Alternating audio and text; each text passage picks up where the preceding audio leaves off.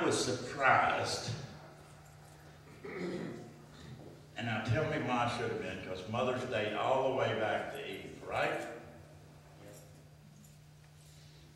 But you know, people's been celebrating motherhood since ancient Greece.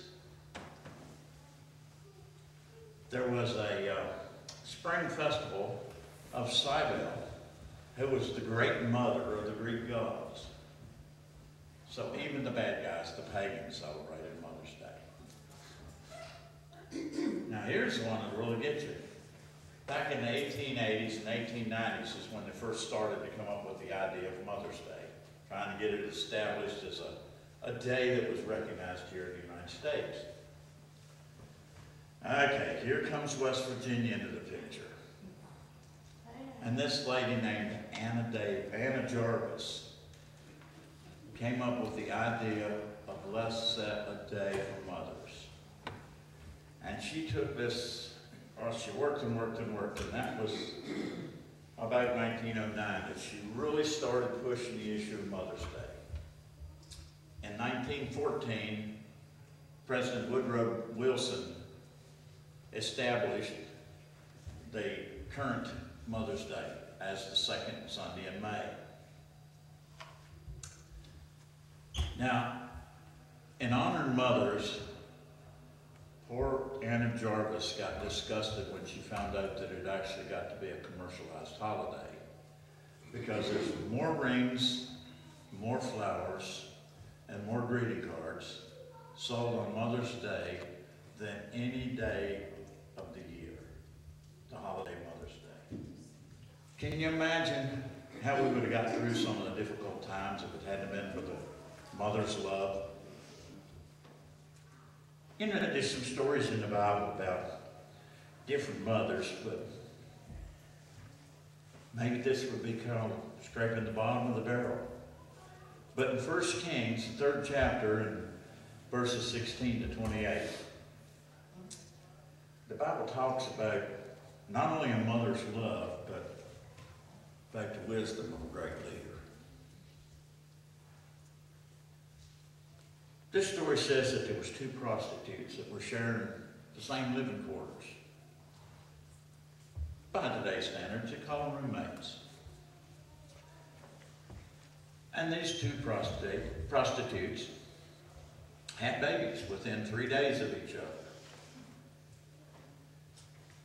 And one night, one of the mothers rolled over on her baby and smothered it. It was an accident, it didn't mean to happen, but she couldn't bear the thought of losing her baby, so she traded it with the other mother that had the living baby.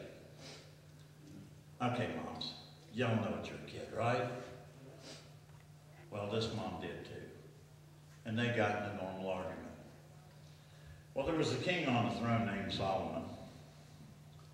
And they took it to Solomon's court and said, King, you got to settle this. He says, that's my baby. The other one says, I don't know how you figured that, it's mine.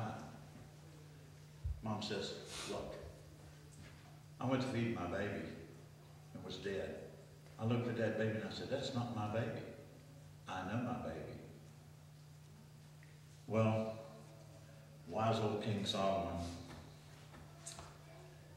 Of course, in that day, you had to stay clear of a king with a sharp object. I mean, they'd punch eyes out because you looked the wrong way. They'd cut noses off. You've heard that old saying, cut your nose off to spite your face. Well, if you interfered with shipping in those days, they cut your nose off. If you stole something, they cut your finger off. So Solomon says, bring me a sword. I'll just wipe this baby in half and give half to each of the moms. Then they'll be happy. Well, the phony mother, the baby snatcher, she says, that's a good idea. That sounds fair. Well, the real mom says, no, don't hurt the baby. Give it to her.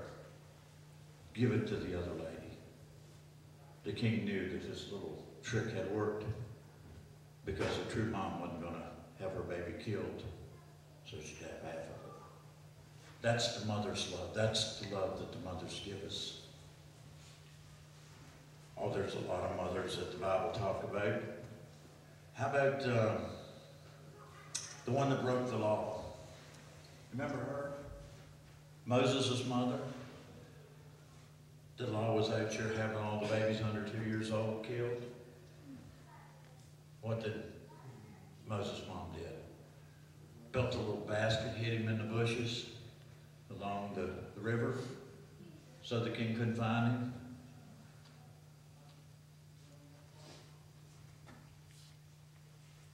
There was one mother that loved her sons James and John. You remember James and John, the disciples? Their mother loved them so much that she thought that they should have a place on either side of Jesus when he went to his throne. How about Timothy's grandmother? Her name was Lois, and then his mother Eunice. Where would Timothy be if Grandma and Mama hadn't led him in the paths of right and taught him about God before Timothy grew up? Now, of course, we can't inherit salvation, but we can be taught what salvation is. And these two mothers and grandma did that. They passed it on. If you want to look it up, it's in 2 Timothy 1:5. Oh, sure. A goodly mother, a godly mother is a real influence on us when we grow up. Mom could steer us in a whole lot better ideas than what Dad could. She even taught a few of us how to sew on a button. Maybe even taught us to cook a piece of toast. Most of all of the little sensitive things that we learned came from Mom. You know? I found this quote from Chuck Swindoll.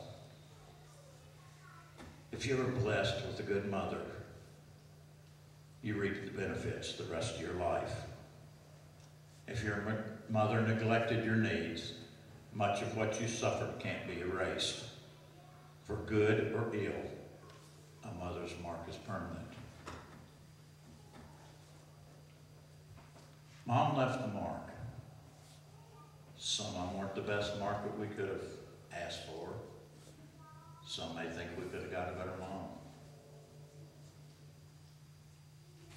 Ephesians chapter 6, verse 1 and 2 gives a child a duty to obey your parents, to obey your father and mother.